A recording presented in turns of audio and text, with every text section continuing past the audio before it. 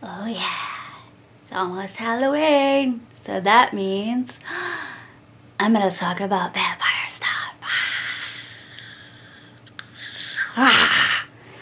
Now I know what you're thinking. Quinn, I don't know if there's vampire clowns. And to that I have to say, it's Halloween. We can mix it up. Okay, so I kind of wanted to talk about some of the stuff that I have been reading because I'm super late to things. That's kind of my joke. Is that I watch things super late or read things really late. I'm kind of one of those people that's like, everybody likes this. Or maybe I've just never heard of it, so I haven't gotten around to it yet. But there's two major vampire things that I have found this year that I just loved and I wanted to talk about it. One is Fever Dream by George R.R. Martin. It came out in like the 80s or something. It's in the 1800s. Okay, I have to part it. I can't do that the whole time. Okay. Mwah.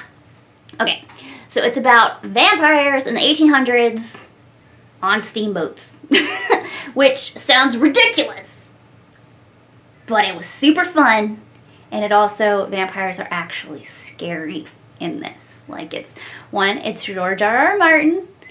We know how his stuff is. It's violent, and everybody's probably gonna die. But I immediately fell in love with the characters. Like, you want everybody to work, you want it all to work out okay. And it's pretty scary. And admittedly, I only read the first three, well, I got halfway through the third one of the Game of Thrones Song of Fire and Ice. So there is that. Yeah, yes, that's this big deal thing. But yeah, the vampire book, Fever Dream, it's only one book. It's a standalone book. So you don't have to worry about reading it and getting all in touch with the characters, and then it just nothing, no resolution or anything. So that's points there. It's so good. I read that actually earlier this year. And then another vampire book slash just author that I had never heard of before. They go by Billy Martin now, but the books that these were written went under the name Poppy Z. Bright. And I read his vampire book called The Lost Souls.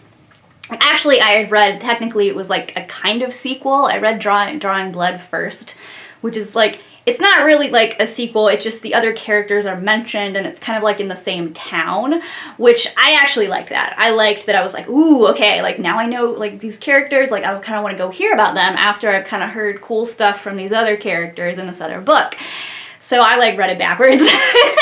And I loved it.